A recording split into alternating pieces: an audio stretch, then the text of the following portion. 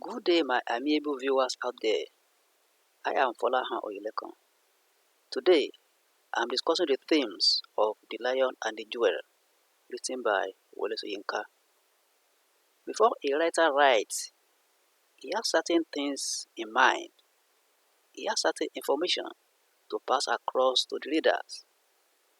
This information are what forms what we call themes in literature and English. Let's go ahead and discuss some of the themes identified in the drama text. The first one is bride price. In fact, bride price is the bone of contention in The Lion and the Jewel. Is the major theme that forms the conflict that we have in The Lion and the Jewel. Let's go ahead. This is a sum of money or other valuables paid by a bridegroom or on his behalf to the family of the bride. The importance of bride price in Yoruba culture is stressed in this play. His payment gives respect to the bride who is highly rated in the society and brings fame and honor to her family. If otherwise, it becomes a cheap bowl for the village beat. This says a lot about her. She keeps herself pure and not guilty of premarital sex. This aspect of the play is the bone of contention between Lakunle, the village teacher, and Sidi, the village bear, who represent modernism and traditionalism respectively. Lakunle sees it as a barbaric culture that puts women in bondage, while Sidi sees it as something that will bring honor to her. Another theme there is illiteracy. We can see this in the characters like Sidi, Sadiku, and Baruka. It reflects much in the interaction between Lakunle and Sidi. Lakunle believes that it is a result of Sidi's illiteracy that makes her bent on payment of the bride price. He also condemns her for carrying loads on her head which he tags with her being illiterate. Lakunle also swears to teach Sadiku, a nearly 70 years old, with his 12 years old puppies, in order to teach her the right way of living. Lakunle believes that illiteracy is Sadiku's problem. Another theme is civilization. Lakunle promises to bring civilization to the village of Ilujinle while condemning some of the attitudes of Sidi, like carrying a load on her head.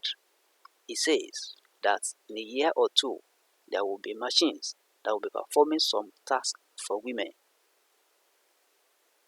He promises to bring the civilization of Lagos and Badagry to the village.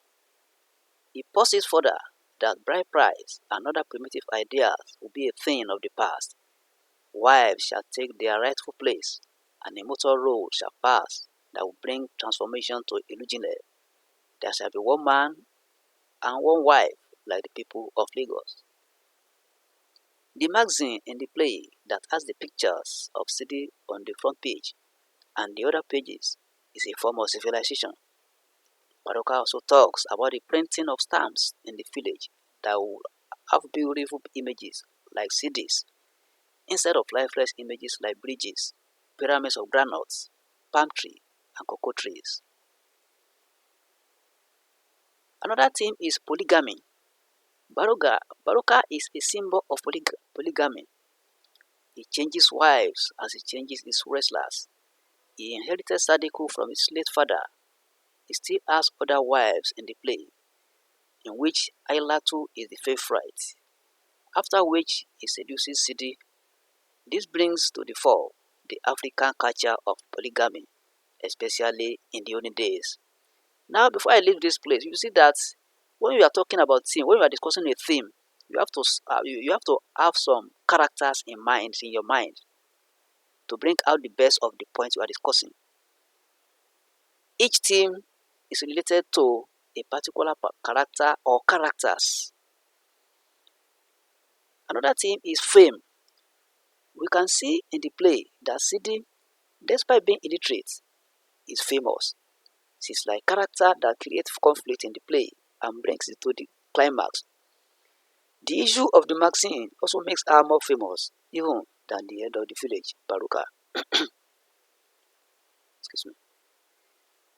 Sidi has her pictures in the strategic places in the magazine, according to the girl that first informed Sidi of the arrival of the stranger that took her pictures the other time.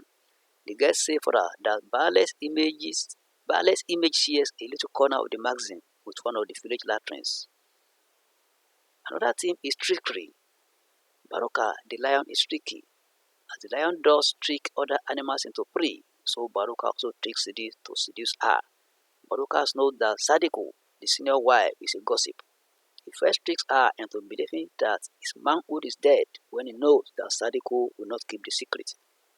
Sadiko then runs to Sidi to tell her about the failure of Baruka's manhood. Baruka knows that Sidi will come over to mock him for the failure of his manhood. This is a trap set by Baruka and Sidi falls for it. Lakule also narrates how Baruka played tricks on the workers that wanted to construct a railway line in Illiteracy village. Baruka bribed and entertained them not to lay the tracks in the village for the fear that his wives and properties might be taken away if the rail line was laid. The last but not the least is gossip. This is talking about Sadiko. Sadiko, the senior wife of Baruka, is a gossip in the play. Baruka knows this, and she is the instrument used in trapping Sidi. Sadiko will never keep any secret.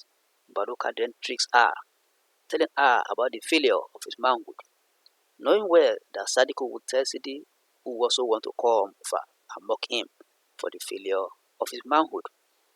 These are the major themes identified in The Lion and the Jewel. In my previous videos, I've earlier discussed the introduction to the text, the sections of the drama text, that is morning, noon, and night, and I've just discussed the themes. If you need any of the videos, just write in the comments section that I'll send you the link to those videos, and I will send them. And try and subscribe to this channel so that whenever I release any video, you automatically get it. We still have more to discuss on this text. We have the characters and the dramatic techniques to discuss. Thank you and God bless.